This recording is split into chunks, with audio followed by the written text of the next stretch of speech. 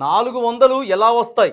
దక్షిణాది రాష్ట్రాల్లో బీజేపీకి వచ్చేది 20 సీట్ల కంటే తక్కువే. గుజరాత్, హర్యానా, ఢిల్లీ, రాజస్థాన్ రాష్ట్రాల్లో ఈసారి సగం కూడా కష్టమే అని చెప్పి ముఖ్యమంత్రి రేవంత్ రెడ్డి, తెలంగాణ రాష్ట్ర ముఖ్యమంత్రి రేవంత్ రెడ్డి చెప్తా ఉన్నాడు. 400 ఎట్లొస్తాయి?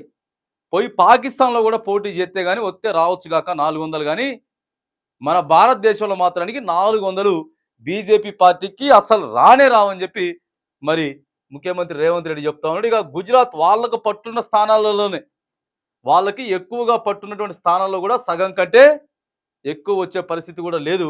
ఇక గుజరాత్, హర్యానా, ఢిల్లీ, రాజస్థాన్ రాష్ట్రాల్లో ఈసారి సగం కంటే కూడా కష్టమే. దక్షిణాది రాష్ట్రాల్లో బీజేపీకి 20 సీట్ల కంటే తక్కువే వస్తాయి. ఈసారి బీజేపీ అధికారంలోకి రానే రాదని చెప్పి మరిగా ముఖ్యమంత్రి రేవంత్ రెడ్డి చెప్తున్నాడు. పాకిస్తాన్ను పోటీ చేస్తేనే 400 వచ్చేది. రాజ్యాంగ మార్పు, రిజర్వేషన్ల రద్దుకి 400. ప్రధాని హోదాలో దేశంలోని కొంతమందికి వ్యతిరేకంగా మాట్లాడడం మంచిది కాదు. కేరళలో పుస్తకావిష్కరణలో సీఎం రేవంత్ రెడ్డి చెప్తా ఉన్నాడట. ఇక కేవలం ప్రధానమంత్రి స్థాయిలో ఉండి కొంతమందికే ఫేవర్గా కొంతమందికి వ్యతిరేకంగా మాట్లాడడం ఎంతవరకు సమంజసం? దేశానికి మరి ప్రధాని అంటే ఎంత విఘ్నతతో ఉండాలి, ఎంత మంచిగా మాట్లాడాల్సింది పోయి ఇగో ఇష్టానుసారంగా చేస్తా ఉన్నాడు. మోదీ మీద పూర్తి వ్యతిరేకత ఉన్నది. ఈసారి మొత్తం కలిపినా కూడా వాళ్ళకి 100 నుంచి 150 సీట్లు అయితే దాటే పరిస్థితి లేదు. ఇండియా కూటమి అధికారంలోకి రాబోతా ఉన్నదని చెప్పి మరి ముఖ్యమంత్రి రేవంత్ రెడ్డి చెప్తున్నట్టు ఇక్కడ మనకు వార్త కనపడతా ఉన్నదిగా.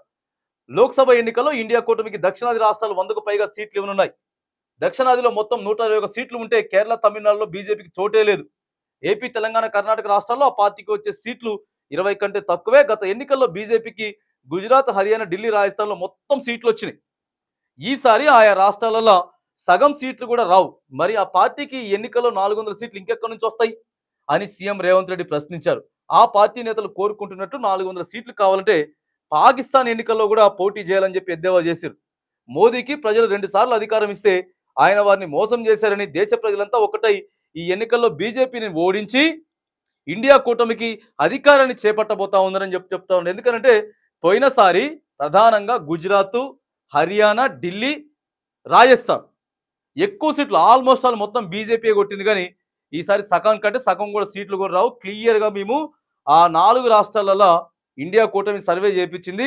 క్లియర్గా కాంగ్రెస్ పార్టీకి, ఇండియా కూటమికి ఎక్కువ సీట్లు రాబోతా ఉన్నాయి.